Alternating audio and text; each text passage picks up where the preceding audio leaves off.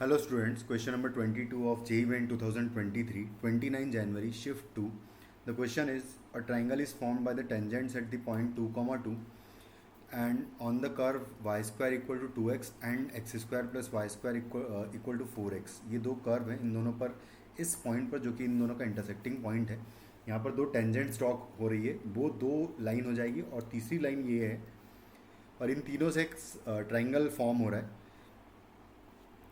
तो हमें उस ट्राइंगल का सर्कल का रेडियस निकालना है, radius of it circum circle निकालना है और उसका आर स्क्वायर का वैल्यू निकालना है एक्चुअली, है ना। ये आर स्क्वायर लिखा हुआ है। तो हम क्या करेंगे, सबसे पहले दोनों टेंजेंट्स की इक्वेशन निकालेंगे। तो दोनों टेंजेंट्स की इक्वेशन निकालने के लिए पहला एक कर्व मेरे पास है Y square equal to 2x और उसमें 2, 2 पर मैं टेंजेंट की इक्वेशन निकालना चाहता हूँ, जो कि हो जाएगा y1 is equal to X plus X one हो जाएगा और ये हो जाएगा 2y is equal to X plus two, यानी कि X minus two Y plus two equal to zero. ये हो जाएगा आपका फर्स्ट टेंजेंट। फिर सेकंड टेंजेंट के लिए इस कर्व पे लिखना है X square plus Y square और minus 4x is equal to zero curve पर लिखना है, तो ये हो जाएगा x(x1) प्लस y(y1) और माइनस हो जाएगा 2 into x plus X one, कुछ इस तरीके से, और इक्वल टू है ज़ीरो। तो यहाँ पर पुट कर दिया तो ये हो जाएगा 2x प्लस 2y और माइनस आएगा 2 इंटू एक्स प्लस टू हो जाएगा इक्वल टू ज़ीरो। 2 कॉमन लेके हटा देंगे तो बचेगा x कैंसिल आउट हो जाएगा, तो एक्चुअली y की वैल्यू हमें डायरेक्टली मिल जाएगी इक्वल टू 2। तो ये हो जाएगा हमारा सेकंड टेंजेंट, है ना। ये टेंजेंट नंबर 2 है, दिस इज टेंजेंट नंबर 1। अब हम क्या करेंगे कि टेंजेंट थर्ड तो ऑलरेडी हमको गिवन है कि टेंजेंट थर्ड नहीं, सॉरी, उस ट्राइंगल की थर्ड साइड हमको दे रखी है, उसका इक्वेशन हमें पता है x plus y plus two equal to zero हो जाएगा। अब मैं क्या करूँगा, इन सबका आपस में इंटरसेक्टिंग पॉइंट्स निकाल लेते हैं। तो थर्ड लाइन है x plus y plus two equal to zero. तो देखो मैं क्या करना चाहता हूँ कि एक पॉइंट तो ऑलरेडी मेरे पास ट्राइंगल का है जो कि है 2, 2।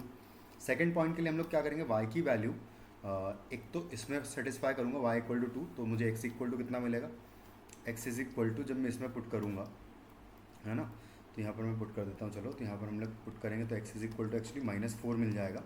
तो यहाँ से -4, 2 एक पॉइंट हो जाएगा। और सेकेंडली उसके बाद फिर अगर y की वैल्यू इसमें पुट कर दी 2, तो यहाँ से x की वैल्यू 4 प्लस 2 हो जाएगा, कितना है ना, 4 माइनस 2 एक्चुअली 2 हो जाएगा। तो एक्चुअली x की वैल्यू 2 आ जाएगी। तो अच्छा नहीं, ये तो आना ही था, खैर सही बात है। अब दूसरा जो पॉइंट निकालना है ना, एक्चुअली इन दोनों इक्वेशंस को सॉल्व करके निकालना है, तो इन दोनों को सॉल्व कर लेते हैं बेसिकली। तो हम लोग क्या करते हैं कि देखते हैं, चलो, है ना। तो इन दोनों को सब एक के नीचे एक पहले तो हम लोग लिख लेते हैं इन दोनों को, और नहीं सॉरी, ये दो इक्वेशंस का नहीं, इन दोनों इक्वेशंस का इंटरसेक्टिंग पॉइंट निकालना है। तो मैं इन दोनों इक्वेशंस को पहले लिख लेता हूँ। तो ये हो जाएगा x minus 2y plus 2 equal to zero, और दूसरी लाइन है एक्स प्लस वाई और प्लस 2 इक्वल टू ज़ीरो। तो इन दोनों को अगर मैंने सब्ट्रैक्ट कर दिया तो यहाँ से एक्स कैंसिल हो जाएगा, तो -3y और ये हो जाएगा ज़ीरो, तो इक्वल टू ज़ीरो। तो y की वैल्यू हो जाएगी ज़ीरो, y ज़ीरो आएगा तो x की वैल्यू निकालने के लिए हम लोग किसी भी इक्वेशन में पुट कर देंगे, तो x की वैल्यू हमें -2 मिल जाएगी। यानी कि थर्ड पॉइंट जो आएगा वो आएगा -2, 0। ये 3 पॉइंट्स आ गए। उसके बाद हम क्या करेंगे, ये मान लेता हूँ मैं कि ये P है, ये Q है और ये R है। तो PQR ट्राइंगल बनेगा। तो मैं इन तीनों पॉइंट्स को हम लोग नेक्स्ट पेज पर लिख लेते हैं। तो PQR की वैल्यू ना, P तो हमने 2, 2 ऑलरेडी मान रखा था, Q पॉइंट जो है -4, 2 है और R पॉइंट होगा -2, 0, है ना। कुछ इस तरीके से ये 3 पॉइंट्स हमें मिल जाएंगे। उसके बाद हम क्या करेंगे, PQ की वैल्यू निकाल लेते हैं। तो PQ इज इक्वल टू हो जाएगा P और Q के बीच की डिस्टेंस, तो 2 + 4 6 हो जाएगा, 6 का स्क्वायर। एक सेकेंड में, है ना, निकाल लेते हैं। तो PQ की वैल्यू यहाँ पर कितनी आएगी, PQ will be equal to 6 का स्क्वायर 36 प्लस 2 माइनस 2 0 हो जाएगा, तो एक्चुअली ये 6 आ जाएगा, इसका अंडर रूट आएगा ना, तो ये हो जाएगा 6, ठीक है। उसके बाद QR की वैल्यू अगर देखें तो QR की वैल्यू हो जाएगी इन दोनों के बीच की डिस्टेंस, तो 2 का स्क्वायर हो जाएगा प्लस 2 का स्क्वायर, तो 2√2, है ना। यहाँ पर आपको मिल जाएगा QR की वैल्यू। और PR की लेंथ अगर देखेंगे तो अंडर रूट ऑफ 20 मिल जाएगा मुझे, है ना। क्योंकि ये हो जाएगा 2 + 2 4 का स्क्वायर प्लस 4 हो जाएगा 16 + 4 20 है ना। इस तरीके से आ जाएगा, इसकी वैल्यू हो जाएगा एक्चुअली 2√5 है ना। इस तरीके से तीनों डिस्टेंसेस निकाल लेंगे। अब मैं directly for area of triangle भी निकाल लेते हैं। तो एरिया ऑफ ट्राइंगल हो जाएगा कितना, area of triangle will be equal to 1/2 into base 6 ले लेते हैं हम लोग, और ये 2√2 है और ये 2√5 है। तो यहाँ से इसका जो हाइट आएगा एक्चुअली 2 आ जाएगा है ना।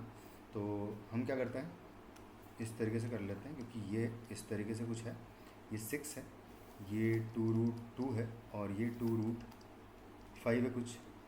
यहाँ से अगर अल्टीट्यूड ड्रॉप करोगे तो इसकी अगर लेंथ निकालनी है आपको, तो हम क्या करेंगे कि इसको अगर h माने तो हमारे पास दो ट्राइंगल्स है, तो यहाँ से हम h की वैल्यू इस तरीके से निकालेंगे कि इसको मैं मान लूँगा कुछ x मान लेंगे, और ये हो जाएगा 6 - x हो जाएगा कुछ इस तरीके से। तो यहाँ पर पाइथागोरस थ्योरम जब हम यूज़ करेंगे तो x भी आ जाएगा और h भी आ जाएगा, दोनों ही आ जाएंगे, क्योंकि दोनों दो इक्वेशंस बनेंगी और दो अननोन होंगे। तो यहाँ से जो h की वैल्यू आएगी वो आएगी 2। तो एरिया ऑफ ट्राइंगल जो है, area of triangle will be equal to 1/2 into 6 into 2 हो जाएगा, यानी कि एरिया ऑफ ट्राइंगल आ जाएगा हमारे पास 6। अब जो सर्कम रेडियस होती है वो r इज इक्वल टू होता है ABC divided by area 4 times area of triangle होता है। तो ABC की वैल्यूज़ की बात करें तो 6 इंटू 2√2 इंटू 2√5